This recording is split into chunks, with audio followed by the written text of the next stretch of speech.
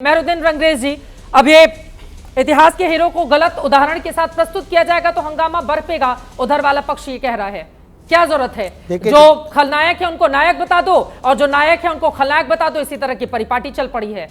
देखिए चित्रा जी, जब तक हम इतिहास में जाते रहेंगे और इस तरीके की बातें होती रहेंगी, कभी औरंगजेब के नाम पे मुसलमानों को जोड़ा जाएगा और जिस तरीके से राणा सांगा के साथ में जो अभी उन्होंने जो MP साहब हैं उन्होंने ऐसी बात कह दी, तो मैं कह रहा हूँ ऐसे बयानबाजी से आदमी को दूर रहना चाहिए।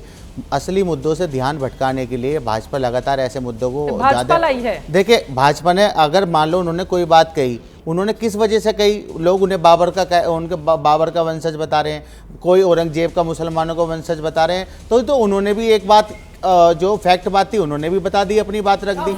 मगर जब जिस तरीके से ये पूरा माहौल बनाया जा रहा, भाजपा की सरकार दलित और मुस्लिम विरोधी सरकार है। अगर औरंगजेब का महिमा मंडन उन्होंने कर दिया वसीम आजमी ने, तो पूरी रात दिन उस पर डिबेट हुई है और लगातार वाले जाकर फूल चढ़ाते हैं, आप कह रहे हैं उन्होंने महिमा मंडन कर दिया। उनके फूल चढ़ाने की क्या शिवाजी महाराज के पोते ने भी फूल चढ़ाए हैं मैडम। की क्या जरूरत है मैडम? इतिहास में अगर आप जाएंगी तो शिवाजी महाराज के जो पोते थे उन्होंने भी वहां पर जो है फूल चढ़ाए हैं। बहुत सारी चीजें इतिहास की बातें हैं, अगर आप इतिहास में जाना चाहती हैं। मैं कह रहा हूँ इतिहास बताइए ना, इतिहास की बातें क्या है, इसीलिए तो बुलाया गया और किस लिए बुलाया गया है आपको?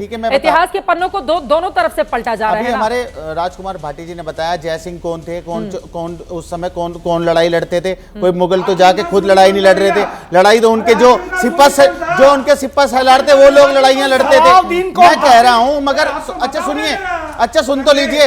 अगर किसी सांसद ने कोई बयान दे दिया, आपकी सेना, आपके दल, आप किसी के घर पे जाके हमला करेंगे, आप पुलिस पे हमला करेंगे, फिर आपके खिलाफ तो बुलडोजर की कार्रवाई नहीं हो रही, आपके खिलाफ तो कोई कार्रवाई नहीं हुई, आपके घर पे तो कोई नोटिस नहीं चिपकाया गया। तो ये सरकार लगातार तुष्टीकरण की राजनीति के लिए, अगर कोई दलित बयान दे दे तो उसके खिलाफ माहौल बनाया जाता है, कोई मुसलमान बयान दे दे तो उसके खिलाफ माहौल बनाया जाता है। मगर राज ठाकरे ने कुंभ के ऊपर इतना बड़ा बयान दिया, सेनापति हाकिम का सूरी बोलिए राज ठाकरे ने कितना बड़ा कुंभ के बारे में क्या कहा? मैं राज ठाकरे ने बाहर कर दिया, ठीक है। मुद्दों पर देखिए, चुनाव में जाते उनको तो बाहर कर दिया। कितनी सीटें जीती आप बताइए, इतनी सीटों पर लड़े थे। उनके बेटे तो चुनाव हार जाते हैं, पहली बार चुनावी मैदान में उतरते हैं। मायावती अभी महत्वपूर्ण है आपके सांसद, समाजवादी पार्टी के सांसद। अब देखिए लखनऊ गेस्ट हाउस भूल गए क्या? पंकज जी भी हमारे साथ हैं, अपनी अपनी बारी में अपनी अपनी बारी में बोलेंगे। मायावती दलित की बेटी नहीं थी क्या भैया? हाँ, लखनऊ गेस्ट हाउस अच्छा भूल गए। आज उन्होंने अखिलेश यादव अपने पिताजी के करतूतों को भूल गए।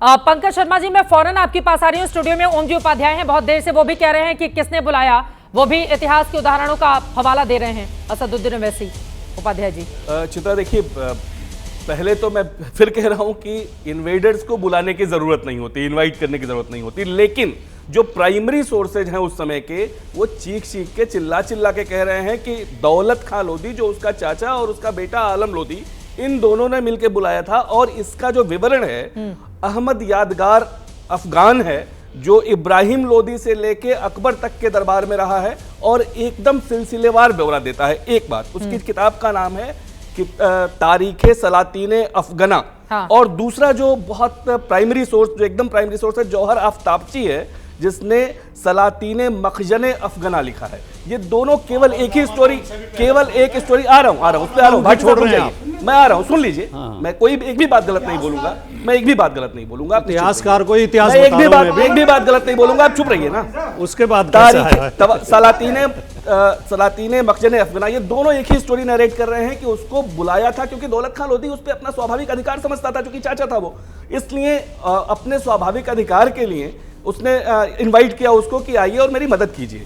एक बात। दूसरी बात, जो बाबरनामा का उल्लेख है उसके पीछे केवल एक उल्लेख है, लेकिन जो राजपूत सोर्सेज हैं एकदम स्पष्ट, जो उनके पुरोहित की डायरी है, मेवाड़ राज्य के प्रमुख पुरोहित की डायरी, जो मेवाड़ का संक्षिप्त इतिहास के रूप में अब प्रकाशित है, उसकी पांडुलिपि में बहुत ठीक से उद्धृत है कि राणा सांगा को उसकी बाबर की ओर से पत्र आया था और उसने सहायता मांगी थी। और यह बहुत स्वाभाविक भी है, जिस तरह का शौर्य था राणा सांगा का, जितना बड़ा उनका राज्य था, जितना बड़ा रेवेन्यू था, और जिस शासक को इब्राहिम लोधी को 2 बार वो बुरी तरह से हरा चुके थे, जब 1517-18 में खतौली में हराया चित्राजी राणा सांगा ने उसको, इब्राहिम लोधी को, तो उसकी हिम्मत नहीं हो कि वापस लौट के वो दिल्ली जाए, वो कालके भाग गया। अब आइए जो कहा जाता है कि बाबरनामा में क्या लिखा है साहब, मुझे बात पूरी करने दीजिए, मैं एकदम हिस्टोरिकल फैक्ट्स पेज नंबर के साथ बोलता हूं। बेवरिज ने जो अनुवाद किया है, देखिए मेरे हाथ में जो किताब है अभी, वो मेवाड़ मुगल संबंध की किताब है गोपीनाथ शर्मा की, जो सबसे ज्यादा समादृत किताब है, हर धारा के लोग इसी को पढ़ते हैं जी।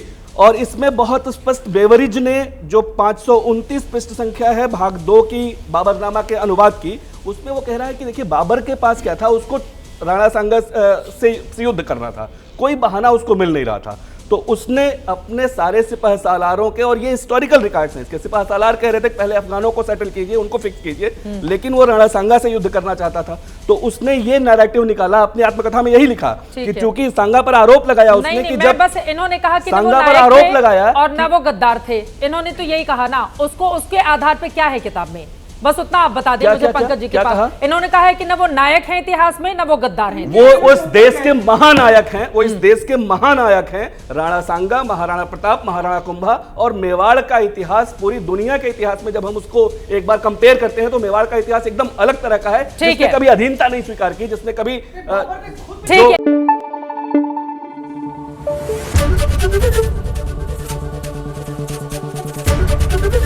एबीपी न्यूज आपको रखे आगे।